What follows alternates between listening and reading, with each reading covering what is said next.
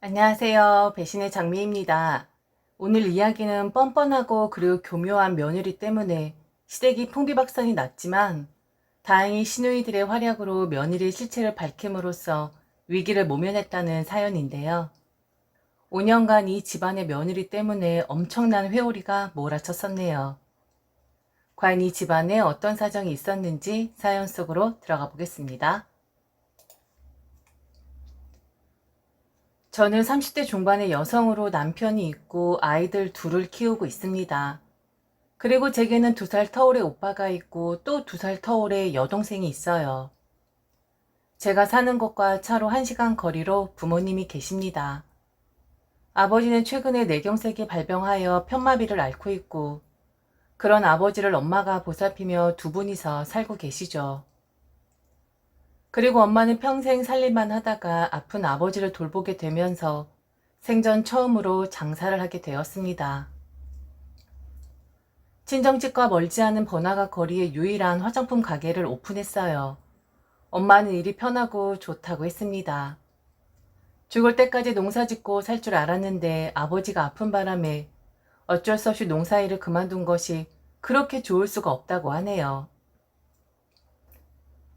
엄마는 비록 아버지가 아프시지만 자식들이 다 잘 살고 있고 손자, 손녀들도 그득하기 때문에 세상 바랄 것이 없다고 했습니다. 그런 엄마였는데 올케 언니라는 요물 덩어리 때문에 요 몇 년간 속이 썩어 문드러졌었죠.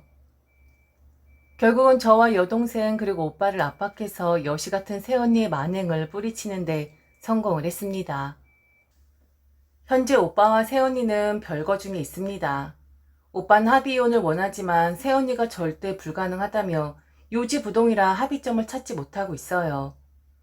저도 자식들 키우는 입장이고 오빠와 새언니 자식인 조카를 생각하면 마음이 좀 쓰이긴 하는데 이렇게는 도저히 친척 관계로 묶일 수 없는 인사이기에 어서 빨리 이혼했으면 하는 바람이 있습니다. 그건 저희 친정 가족 모두 마찬가지죠. 도저히 이해하려야 이해할 수 없고 쳐다보는 것만으로도 열불이 터지는 제 새언니에 대한 이야기를 해보려 합니다. 불려시 같은 것이 어서 빨리 떨어져 나갔으면 하는 바람도 살짝 곁들여서 말이죠. 참고로 오해하실까봐 미리 말씀드리는데 그런 새언니와 결혼한 오빠가 좋은 사람이란 뜻은 절대 아니므로 참작해 주시기 바랍니다. 부모님은 농부였습니다. 오빠와 저 그리고 여동생에 이르기까지 농사일로만 대학교까지 가르쳤습니다. 논농사, 포도농사를 했는데 바쁜 때에도 인보 한번 부리지 않고 두 분이 밤이며 낮이며 일하셨어요. 두 분 다 배움이 짧으셨기에 자식들의 교육에 열과성을 다했습니다. 저희 남매는 학교가 끝나면 매일같이 1시간씩 버스를 타고 서울로 나가서 학원을 다녔어요. 그리고 학원을 마치고 마을 어귀까지 버스 타고 들어오면 언제나 아버지는 교원기를 몰고 나와 기다리고 계셨죠. 눈이 오나 비가 오나 예외 없었습니다. 저희 남매들 개개인으로 보며 6년이지만 아버지는 꼬박 10년간을 매일같이 경운기를 몰고 나오셨던 것입니다. 쬐끄만 경차라도 한 대 샀으면 좋으련만 당시 저희 집에는 농기계 여러 대와 경운기 그리고 오토바이 한 대가 있었을 뿐이었습니다. 농사 짓기도 바쁜데 어디 차를 타고 돌아다닐 일 있냐면서 차는 낭비라고 말하곤 하셨죠. 그렇게 부모님께서 검소에 열심히 살았던 덕분에 저희 남매들은 큰 걱정 없이 공부만 열심히 할 수 있었고 덕분에 대학도 다들 잘 갔고 자기 밥벌이 정도를 한 깜냥은 되었습니다. 대학 때 저희 남매는 아르바이트를 해서 생활비를 충당했을지언정 등록금 때문에 대출을 받는 일은 없었습니다. 주변 친구들이 결혼을 해서도 학자금 대출 때문에 허덕였을 것을 생각하면 저는 참으로 다행이라고 생각하며 살고 있습니다. 대학 교육 마치게 해주신 것만으로도 부모님께 단 1원도 바랄 생각 없고 두 분이 가진 재산 두 분이 다 사용하고 가셨으면 하는 바람입니다. 그건 제 여동생도 마찬가지입니다. 그런데 집안의 장남이고 장손이라는 이유로 부모님으로부터 확실한 보조를 받았던 오빠는 전혀 그렇지 않았습니다. 오빠는 대학을 졸업하고도 공부를 더 하고 싶다고 해서 미국에 가서 2년간 석사학위 과정을 했습니다. 막내 여동생까지 다 가르쳐 놓고 부모님도 이제 한시름 덜어내나 싶었는데 오빠는 좋은 기회라며 유학을 고집했죠. 부모님은 생활하는 데 있어서는 검소했지만 공부에는 워낙에 관대했던 터라 당연히 오빠에게 아무 걱정 말고 공부를 더 하라고 했습니다. 부모님은 오빠의 유학 자금 마련을 위해서 알뜰살뜰 모았던 적금 통장을 남김없이 다 깨버리고는 오빠의 손에 쥐어 주었습니다. 저와 여동생은 다행히 취직을 한 상태였기 때문에 그런 부모님을 도와드리려고 월급의 반절을 떼어드렸는데 자꾸 받지 않으려고 하시더라고요. 니들 돈 번 건 적금을 하든지 쓰든지 해. 나랑 네 엄마는 농사를 조금만 더 하다가 논이랑 밭이랑 다 팔아야지.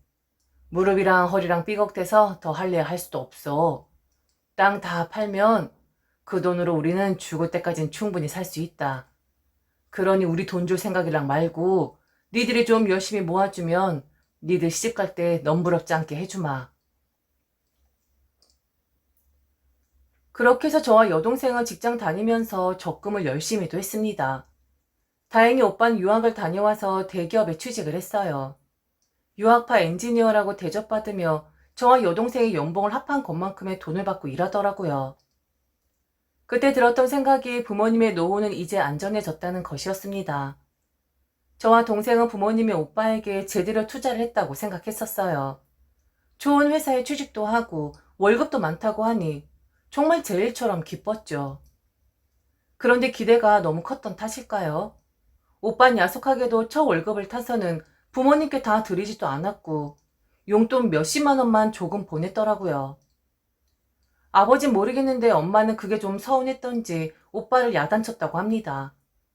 그래도 유학까지 뒷바라지 다 하고 장남이라고 없는 돈 있는 돈 끌어다가 지원했는데 첫 월급만큼은 한번 손에 쥐어주게 해주고 그리고 나서 그 다음 달부터는 용돈을 주든지 해야 할 것 아니냐고 했다네요. 엄마의 서운함이 오빠를 정신 차리게 했는지 그 다음부터는 조금 더 넣어주더랍니다. 그래도 그것으로 부모님은 흐뭇하게 만족하셨죠. 그렇게 오빠가 취직을 하고 1년쯤 되었을 무렵에 난데없이 결혼하고 싶은 여자가 생겼다는 겁니다. 저나 여동생이나 오빠가 쑥맥 갔다면서 놀려대곤 했었는데 언제 여자를 만나서 결혼까지 진행하려고 했는지 놀라운 그 자체였었죠. 저희는 오빠가 노총각으로 늙을 것이라고 생각했었거든요. 도대체 어떻게 만났냐고 물어봤습니다. 그랬더니 입가에 웃음 가득해서 말하더라고요. 대기업 직원들이랑 연결해주는 뚜쟁이가 있는데 그 사람이 연결해준 거야. 솔직히 별 기대 없이 만났는데 의외로 그쪽에서 내가 마음에 든다고 하더라. 그래서 몇 번 만나봤는데 사람이 참 곱고 참하더라고.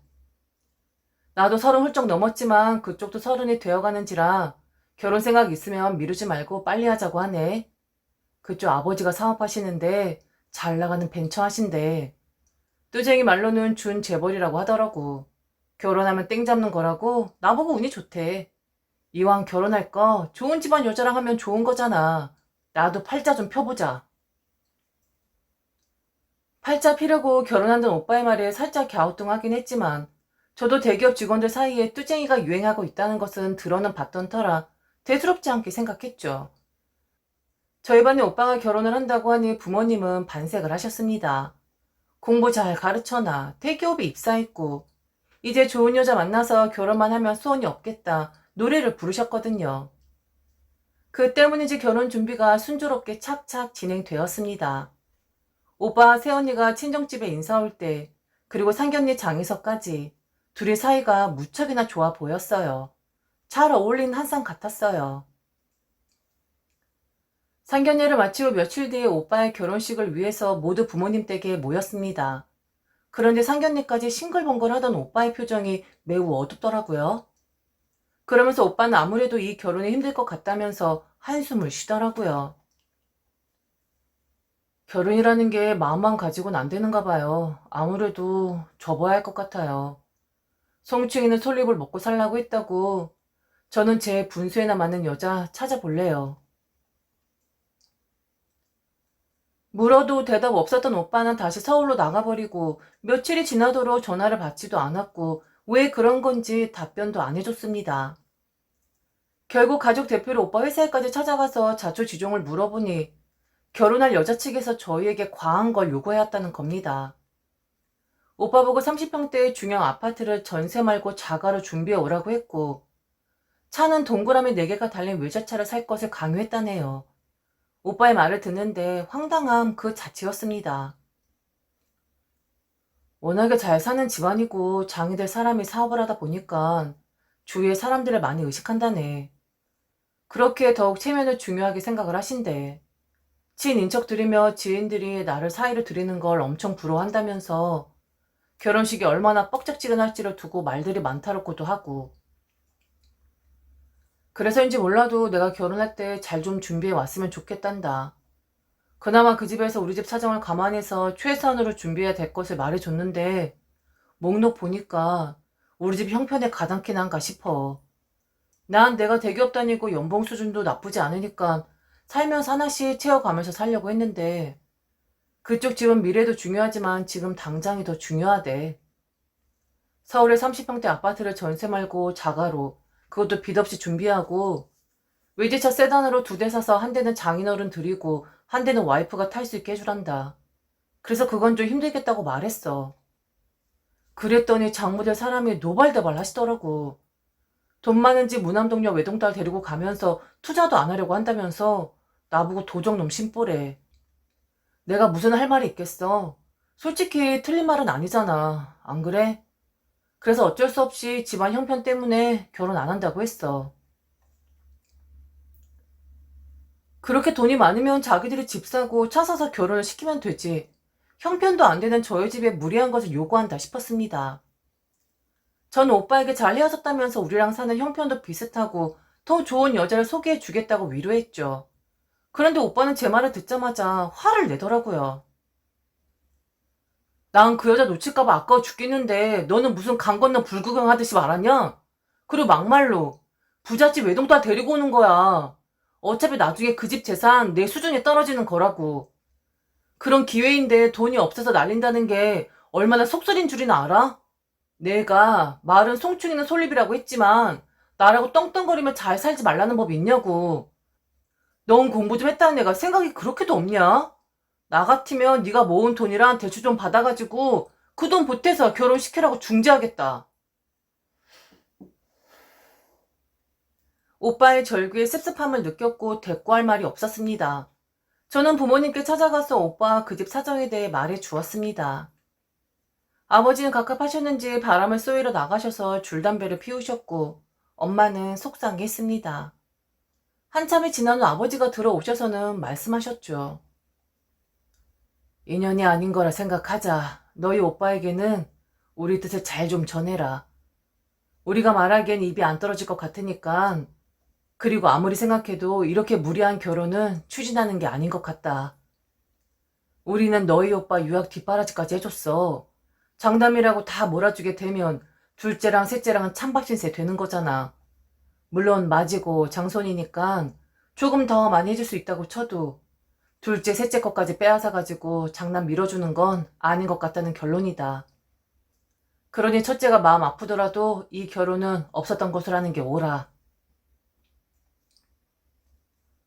그렇게 오빠의 결혼 이야기는 끝이 나는 줄 알았는데 얼마 후에 오빠가 부모님 집으로 다 모여달라고 하더라고요. 부모 형제 다 모인 자리에서 언성이 높아졌습니다. 사람들이 저한테 뭐라고 하는 줄 아세요? 바보래요, 바보. 손익 계산도 제대로 못하냐면서 비웃는다고요. 어떻게 그런 여자를 놓칠 수 있냐면서 제가 포기하면 달려들겠다는 사람들이 얼마나 많은 줄 아세요? 저도 웬만하면 분수에도 맞지 않은 그 여자 깔끔하게 입고 새 출발하려고 하는데 도저히 포기할 수가 없어요. 물론 그 여자를 좋아하는 마음이 더 크긴 하지만요. 손에 쥔 금덩이를 이렇게 내다 버릴 순 없다고요. 저 결혼시켜 주세요. 이번에만 제 뜻대로 하게 해주시면 평생에 걸쳐서 부모님 노후는 물론이고 풍족하게 해드릴게요. 어차피 처가 재산은 다 제 쪽으로 넘어올 수밖에 없다고요. 게다가 장인어른 사업 이어받게 되면 저도 30대 혁신적인 기업가 뭐 그런 명예도 얻는 거라고요. 뻔히 탄탄대로 비단길이 눈에 보이는데 돈 좀 아껴보겠다고 다 포기하는 건 정말 어리석은 짓 같아요. 어차피 논이랑 포도농장 다 팔려고 하셨잖아요. 알아보니까 저 밑에 리조트를 중심으로 해서 공시지가가 많이 올랐더라고요. 염치 없지만 전 다 처분해서 저 한 번만 밀어주세요. 제가 더 잘할게요. 오빠는 거듭해서 부모님께 사정을 했고 나중에 눈물까지 글썽이니 당연히 부모님 입장에서는 마음이 흔들릴 수밖에 없었죠. 반나절이 지나서야 아버지가 결심을 하시더군요. 땅 팔게 되면 3분지는 둘째랑 셋째 거야. 그런데 네 말 들어보면 땅도 팔고 통장도 하나 깨긴 깨야 할 모양이다. 그거 다 네가 가져가면 네 동생들은 결혼 어떻게 시키니? 나는 너도 포기 못하겠지만 둘째랑 셋째도 포기 못하겠다. 그래 당장은 다 팔아서 네 말대로 너를 밀어줄 테니까 네가 네 동생들 결혼할 때 목돈 한 번씩 내놔라. 그리고 이건 유사이나 마찬가지니까 네 동생들도 권리가 있어. 거기에 대해서 각서든지 뭐든지 한 장 써서 확신을 줘라. 아버지의 그런 모습은 처음이었고 저와 동생은 큰 감동을 받았습니다.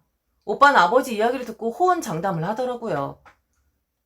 무슨 일이 있어도 저와 여동생 결혼 때 혼수 비용 겸 유산으로 각자에게 1억 이상씩을 내놓는다는 약속이었습니다. 그래서 저는 그런 약속 또한 너무 취소화된 것이라고 생각을 했고 오빠에게 좀 더 확실하게 말했습니다. 그리고 오빠, 각서에다가 꼭 부모님 봉양하는데 소홀함이 없을 거라는 것도 써 넣어줘. 최소한 두 분이 사시는 날까지 매달 일정일씩 용돈을 드린다는 각서 말이야. 많이도 아니고 두 분 합쳐서 한 달에 몇십만 원씩이야. 대신 꾸준히 끊기지 않게만 해줘. 물론 나나 셋째도 할 거야. 오빠만큼은 아니겠지만 우리도 금액 정해서 꾸준히 드릴 거라고. 어찌 되었든 간에 아버지가 오빠 결혼을 위해서 가진 거 다 파시는 거야. 그 정도 약속은 해줬으면 좋겠어. 오빠는 흔쾌히 약속했습니다. 실망시키지 않게 하겠다면서 말이죠. 그렇게 해서 부모님은 전답을 금매로 내놓았고 세연이네 부모님이 원하였고 오빠도 그렇게 원했던 30평대 아파트와 고급 수입 세단 2대를 마련해서 결혼을 시켰습니다. 그런데 화장실 가기 전과 갔다 온 후가 다르다고 오빠와 세연이는 결혼식을 마치자마자 태도가 싹 바뀌었습니다. 신혼여행을 다녀온 오빠와 세연이는 부모님께 인사를 드리러 왔어요. 그런데 세연이가 퉁명스럽게 말하더라고요. 아버님, 어머님, 저희 신혼여행지에서 이혼할 뻔했잖아요. 지금도 심각하게 고민 중이에요. 글쎄 이 사람이 월급 중에서 절반만 가져다 주고 하물며 그 절반에서 집안 살림 비용이며 남편 카드값까지 다 해결하라고 하네요. 저는 남편이 월 수익 1,000만 원 정도 되는 줄 알고 거기에 맞춰서 미리 계획 세워놨었는데 다 망쳐버렸어요. 원래 결혼식 마치면 남자들은 이렇게 다 제멋대로 변하는 건가요? 분명 결혼 전에 하늘의 별도 따다 줄 것처럼 했는데 결혼식 마치자마자 월급의 반만 주겠다뇨. 물어봤더니 대답하기를 여동생들 결혼 준비를 본인이 해야 한대요. 이건 도대체 어느 나라 법인 거죠? 물론 아가씨들이 결혼한다고 하면 당연히 도와줘야죠. 몇백이 아까워서 못 주겠어요? 그런데 아가씨들이 저희 결혼할 때 뭘 해줬나요? 해준 거 아무것도 없잖아요. 그런데 남편이 장남이란 이유로 동생들 결혼식까지 다 책임져야 한다는 건 저는 절대 납득할 수 없어요.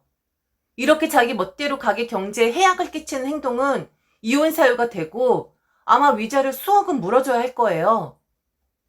저도 거기까지 가기 싫은데 제 남은 인생 제가 하고 싶은 대로 살지 못하면서 집안에서 궁상 때문에 살만 할 수 없다고요. 만약 아버님 어머님이 남편 생각 바꾸지 못하시면 저 바로 제 부모님께 말씀드려서 이 사기 결혼에 대해 소송할 거예요. 그러니까 아버님 어머님이 좀 도와주세요.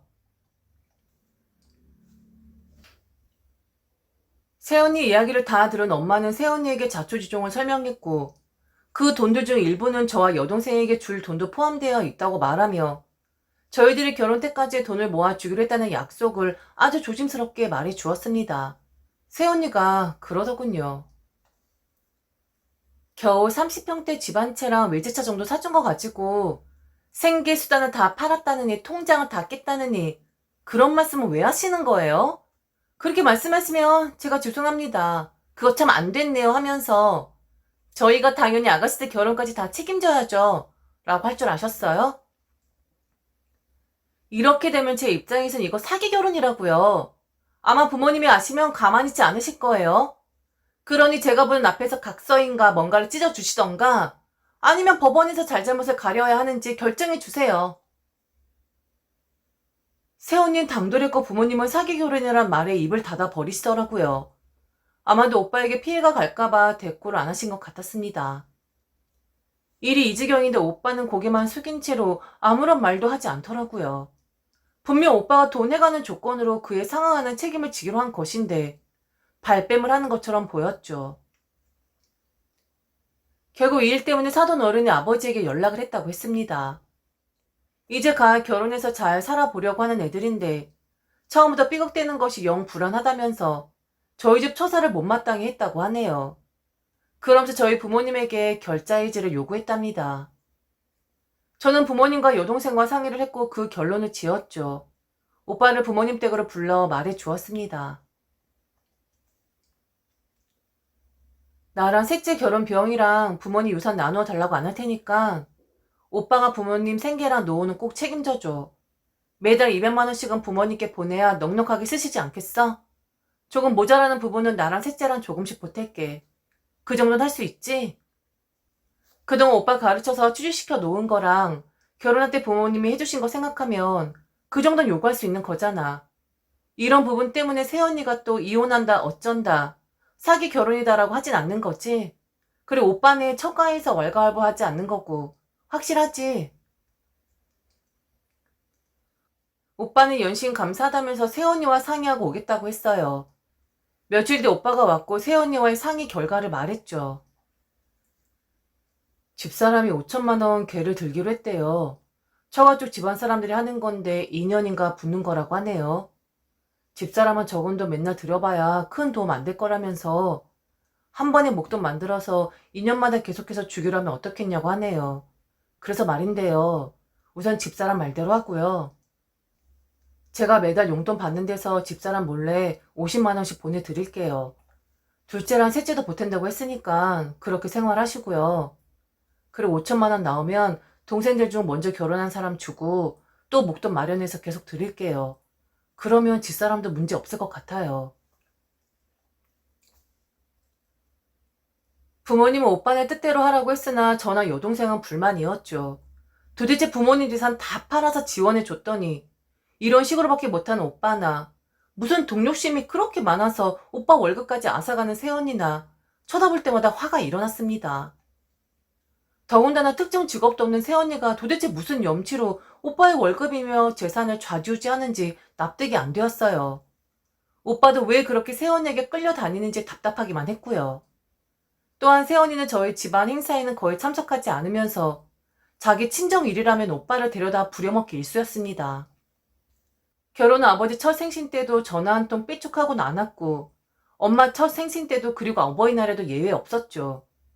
가끔 주말에 오빠만 혼자 부모님 댁에 다녀갔습니다. 결혼 첫 해에 어색해서 그렇다 손 치더라도 둘째에도 마찬가지였습니다. 요사스러운 새언니도 문제였지만 그렇게 똑똑하던 오빠가 반푼이가 된 것이 더 문제였습니다. 부모님도 새언니에 대해 반쯤은 포기하시어 그냥 내버려 두라고 하더라고요. 제가 복장 터자하니 엄마가 그러지 말라고 하더군요. 그럴 필요 없어. 원래 품 안의 자식이라고. 결혼하면 지 가정 꾸리고 사는 거야. 그걸 구속하고 그 위에 군림하려고 하면 그거 시대에 뒤떨어진 거지. 나나 네 아버지나 바라는 거 하나 없다. 지들끼리 싸우지 않고 잘만 살면 돼. 나이 먹은 우리들이야 뭘 먹든 뭘 입든 아무려면 어때. 그러니 오빠네 때문에 속상해 한다고 달라질 것도 없고 그냥 냅둬라. 그나저나 너 결혼식일 때 새아기 갯돈이 맞춤하게 나와야 할 텐데 그게 좀 걱정이네. 친척들끼리 하는 건데 갯돈 들고 날리진 않겠지? 그런데 갯돈을 주기로 한 때 엄마의 불길한 예감은 적중했습니다. 오빠가 찾아와서는 죄송하다고 하더라고요. 집사람이 부모님께 죄송해 죽겠대요. 그래서 얼굴 보고 말씀 못 드리겠다고 해서 제가 왔어요. 개주가 속무셨는데 그 집에 차 앞에 들어오면서 통장도 같이 압류됐대요. 아마도 갯돈으로 빚잔치를 한 것 같아요. 우리가 일부러 맨 마지막에 타기로 했거든요. 이자 조금 더 받아서 부모님 드리려고 했던 건데 하필 저희가 받을 타임에 그렇게 됐지 뭐예요. 정말 죄송해요. 일이 이렇게까지 꼬일 줄은 몰랐어요. 늘 별말씀 없이었던 아버지는 노발대발하셨고 오빠에게 단호하게 말씀하셨습니다. 집 담보로 해서 대출을 받든지 아니면 너 직장 좋으니까 대출 받아서 이번 달 안으로 5천만 원 해다가 놔. 둘째 결혼도 이제 머지 않았는데 혼수라도 제대로 해줘야 하지 않겠어? 갯돈 잃은 것은 아깝겠지만 우리도 사정이 좋질 않다. 야 이놈아, 네 엄마는 지금 일당 삭 받으면서 남의 집 밭일 도와주고 있어. 너에게 돈 다 퍼주고 쓸 게 없어서 이런 무심한 놈들 같으니라고. 그런데 대꾸한 오빠 말은 황당함 자체였습니다. 너무 죄송한데 사실은 말이죠. 아파트 담보대출 만땅 당기고 직장에 신용대출 한도까지 받아서 장인어른 사업에 투자했어요. 요즘 자금난 때문에 힘드셨는데 저보고 차라리 회사 지분 줄 테니까 투자하라고 하더라고요. 요즘 경기가 어려워서 몇 년간 적자를 봤지 장인어른 회사가 전망이 괜찮은 회사예요. 그래서 집사람이랑 상의해서 몇 달 전에 투자했고요. 당장 돈 5천만 원 마련하기 힘들어요. 아버지는 갑자기 혈압이 오른다면서 뒷목을 잡으셨어요. 하지만 그런들 상황이 바뀌지 않았죠. 그렇게 서먹하게 몇 개월 지나가고 저는 조촐하게 결혼식을 올렸습니다. 오빠는 축의금으로 30만 원 하는 게 고작이더군요.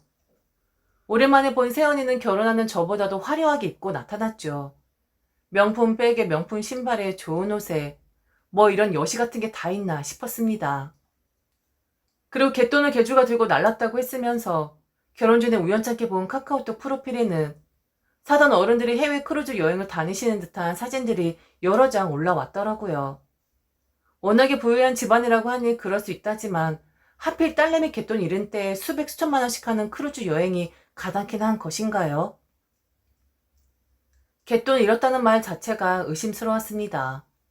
그리고 그렇게 해외여행 펑펑 다니면서 회사가 어렵다고 오빠 명의로 은행권에서 대출한 대출은 다 받아갔으니 이상해도 너무 이상했죠. 새언니와 저희 집 식구들과 워낙에 대화도 없었고 시댁에 잠깐 다녀갈 때면 무조건 오빠 방에 들어가서 꼼짝도 않았었고 조금만 싫은 소리 할라치면 오빠랑 애는 두고 핸드백 들고 밖으로 사라져 버리는 통에 아무도 새언니와 친해질래야 친해질 수 없었죠. 그렇다 보니 모든 것은 오빠에게 따져묻고 타박하기 바빴는데 오빠도 딱히 명쾌함이라고는 찾아볼 수가 없었습니다. 말끝마다 집사람과 논의해봐야 안다. 내 통장이나 대출 관리는 모두 집사람이 한다. 그런 통에 아무리 소리를 질러도 화를 내어도 하나 건질 대답이 없었습니다. 오빠는 제가 결혼하자마자부터 매달 50만 원씩 주는 부모님 용돈도 여력이 없다는 이유로 끊어버리더라고요. 해도 너무한다는 생각이 드셨던 것인지 아버지가 오빠에게 생전 처음으로 무섭게 화를 냈습니다. 에라 이 못난 놈아, 이 머저리 같은 놈아. 어디서 여시 같은 여자 얻어가지고 집안 이렇게 박살을 내버리냐? 그 아이는 당연히 우리 집 며느리도 아니고 마음 같아선 너도 호적 파내가라고 하고 싶어. 앞으로는 굳이 너도 찾아올 필요 없다. 자식이 자식 같아야 얼굴도 봐도 반갑지. 내가 니들 얼굴 보면 혈압이 오르고 심장이 두근거려. 차라리 안 보더니만 못해. 우린 너희 내외랑 장손자 없다고 생각할 테니까 너도 네 부모랑 네 동생들 다 죽었다고 생각해라. 오빠는 부모님께 연신 죄송하다고 말하면서 몇 년 안에 장인회사 물려받아서 부모님께 마음의 빚 다 갚을 날 오면 다시 찾아오겠다고 하고 그렇게 떠났습니다. 저나 여동생도 응어리진 감정이 쉽사리 풀리지 않았기에 연락하지 않았죠. 그 일 있은 후 1년여가 지났을 무렵에 아버지가 뇌출혈로 쓰러지셨어요. 병원에선 못 일어나실지 모르겠다고 했기에 오빠에게 전화해서 마지막에 될지 모르니 병원으로 오라고 했죠. 오빠 혼자 왔더라고요. 새언니는 기대조차 안 했었고 설사 왔다 해도 머리채를 다 뜯어놓을 심산이었기에 아쉬운 생각은 없었습니다. 다행히 아버지는 점차 의식을 차리셨고 다시 집으로 돌아오실 수 있었는데 편마비 증상이 심해 잘 걷지도 잘 말씀하시지도 못했었어요. 그 병수발은 오롯이 엄마의 몫이었죠. 그래도 엄마가 낙천적으로 늙으면 다 병들고 그러고 하는 거라면서 괜찮다고 하더라고요.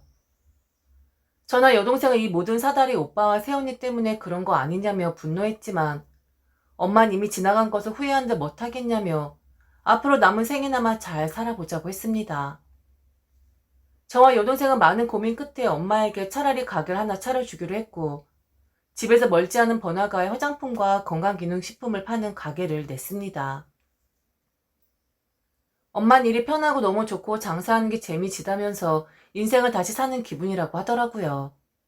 다행히 유독 인구가 좀 있었던 번화가였고 화장품 가게는 하나도 없었기에 장사가 곧잘 되었습니다.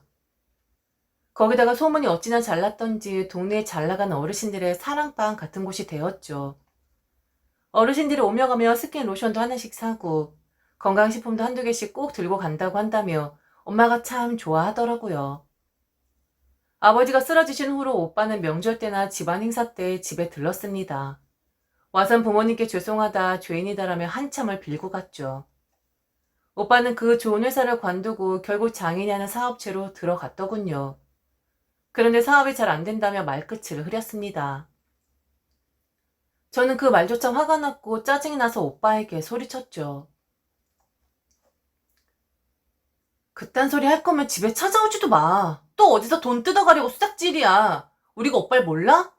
지가 살만할 때는 코빼기도 안 비추고 꼭 아쉬울 때 찾아와서 죽는 소리 하지. 오빠 네가 인간이냐? 짐승도 그렇게는 안 하겠다. 더 뜯길 돈도 없으니까 그런 이야기는 하지도 마. 오빠는 그런 뜻 아니었다며 변명했지만 저나 여동생이나 그런 오빠를 절대 믿지도 않았어요. 명절 때 오빠가 다녀간 이후로 엄마에게 전화가 왔습니다. 불려시 새언니가 화장품 가게로 찾아와서 죄송했다 어쨌다 연신 사과하며 눈물을 한 바가지 쏟고 갔답니다. 그러면서 이제 자주 찾아뵙겠다면서 저희들에게도 안부 전해달라고 했다더군요. 엄마, 그 불려시만 믿지도 말고 마음 약해지면 안 돼. 이미 인간 말종이야 그 여신은. 절대 변하지 않는다고. 전화 오면 받지도 말고 찾아오지도 말라고 해요. 알았죠? 그리고 그 여시 오는 낌새 있으면 꼭 나나 셋째한테 전화하고 당장 달려가서 머리채 다 뜯어놓을 모양이니까. 그렇게 경계했는데 여동생에게 전화가 왔습니다. 언니, 그 불려시 인스타그램 봤어? 그냥 우연찮게 들어가서 보게 됐는데 화장품 판매하더라. 그것도 서로땡만 팔더라고. 내가 알기로 그거 인스타에서 개인적으로 팔 수 없는 거거든? 그것도 30%씩이나 할인해서 팔아. 정말 아니겠지만 혹시 엄마 가게에서 빼돌리는 거 아니야? 주말에 엄마한테 한번 같이 가보자 언니. 느낌이 쎄해. 저와 여동생은 엄마에게 달려가 추궁을 했고 엄마는 쭈뼛쭈뼛 말했습니다. 며느리가 인터넷으로 물건 팔아준다고 했어. 다른 건 다 잘 안 팔리는데 설화땡은 잘 팔린다고 하더라고. 한 두어 달 됐고 대금은 6개월이 지나야 정산된다고 해서 물건을 계속 외상으로 받아서 넣어주고 있어. 애가 좀 착해졌는지 지는 팔아만 주고 한 푼 안 떼고 나 다 준단다. 그래도 사람이 양심이 있지. 대금 들어오면 고생했다고 돈백만이라도 주려고. 물건 잘 팔리나 봐. 하루에 대여섯 개씩 나간대. 원가로 벌써 1,000만 원치나 들어갔어. 저와 여동생은 망연자실하고 그 길로 오빠네 집으로 쳐들어갔습니다. 들어가자마자 그 여씨에게 엄마 돈 빨리 내놓으라고 난리를 피웠더니 눈을 땡그랗게 뜨고 뻔뻔하게 말하더라고요. 진짜 교양 없이 왜들 이래? 아가씨들, 주거침입죄로 파출소에 신고할 수도 있어. 미리 약속도 없이 다짜고짜 찾아와서 이 무슨 행패예요? 배웠다는 사람들이 정말 왜 이래? 그리고 저랑 어머님이랑 비즈니스 하는데 왜 시누이들이 나서서 회방이에요, 회방은? 그리고 어머님이 사업을 잘 몰라서 아가씨들한테 말하셨나 본데 원래 단기적으로 막 퍼주다가 장기적으로 승부를 봐야 하는 거예요. 어머님은 1,000만 원 정도 들었다고 말씀하시지만 지금 그 돈 회수하려면 안 되죠. 그럼 투자금이라고 투자금. 다음 달 판매분부터 수익이 되는 거라고요. 잘 알지도 못하면서 괜히 제가 미우신 모양이네. 말로 해서는 안 되는 종자였습니다. 그렇다고 머리채 잡아봤자 폭행이니 뭐니 경찰에 신고할 여자이기도 했고요. 그래서 선수를 쳤죠. 사기죄로 경찰에 고소장 접수했습니다. 그럼 개똥부터 시작해서 처가와의 금전 관계, 엄마의 화장품 빼돌린 것까지 모든 게 사기라고 주장하며 고소장 제출했습니다. 경찰에서는 가족 간의 일로 무슨 고소냐며 수사 대상이 아니라고 하더라고요. 그래도 계속 담당 민원실에 찾아가서 사기 결혼 당한 것 같다고 조사 한 번만 해달라고 매달리고 애원한 끝에 신원조회를 했는데 몇 년 전에 비슷한 고소장이 접수된 적이 있었고 그때 혐의 없음으로 종결된 사건이 있다고 하더라고요. 그러면 그렇지 싶었습니다. 결국 새언니를 불러다 조사를 하게 되었고 우리의 의혹에 대해서는 결국 경찰을 통해 듣게 되었습니다. 첫째, 갯돈은 애초부터 없었고 결혼 초기 오빠가 벌어다 준 돈은 쇼핑과 호화 생활로 다 탕진했던 것이었습니다. 둘째, 결혼 뒤 장인에게 사주었던 외제차는 몇 달 뒤에 중고차 시장에 내놓아서 현금화 시켰답니다. 셋째, 오빠의 집 담보대출과 신용대출도 장인 사업에 들어간 것이 아니라 장인이 사채빚이 있었는데 그걸로 갚았다고 하더라고요. 넷째, 엄마가 외상으로 들인 화장품을 인터넷에 팔면서 그 돈은 다 생활비로 사용했더라고요. 다섯째, 오빠가 일하고 있다는 장인의 회사는 업종을 바꾸어 건설 자재 배송을 하고 있는데 말만 로지스틱스지 탁송회사나 다름없었습니다.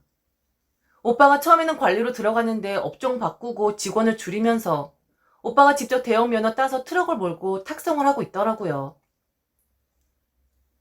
이건 뭐 거미줄에 날파리 걸린 것이란 진배 없는 분명한 사기였고 새언니네는 가족 사기단이었습니다. 하지만 조사를 계속해도 정황상 거짓말한 것은 많은데 이를 사기로 처벌할 수는 없을 것 같다고 하더라고요. 소 취하하고 가족 간에 화해하라고 하더군요.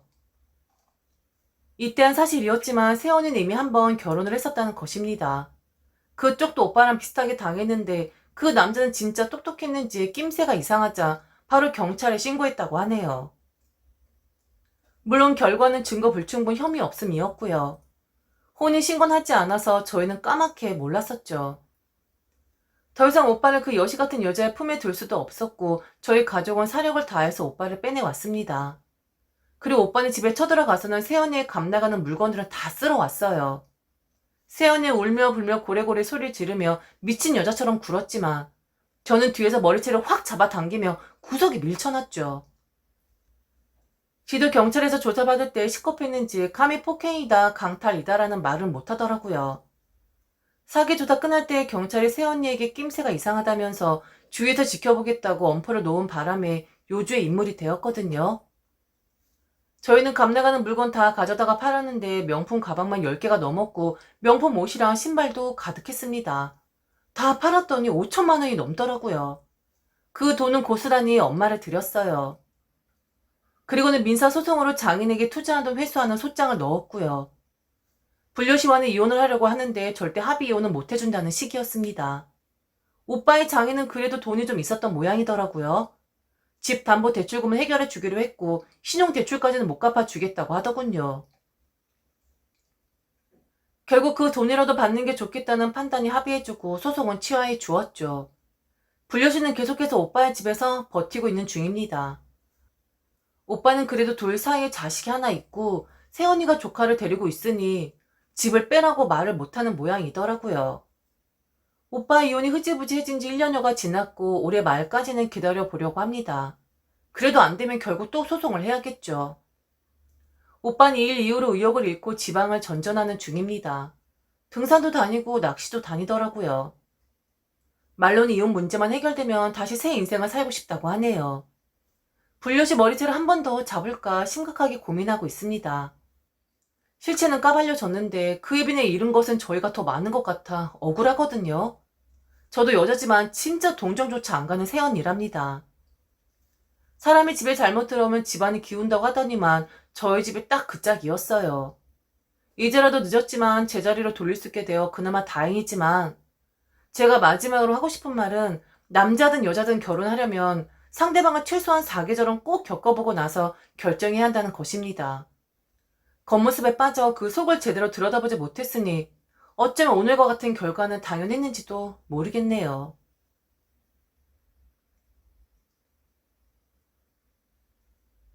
지금까지 들어주셔서 진심으로 감사합니다. 이상 배신의 장미였습니다.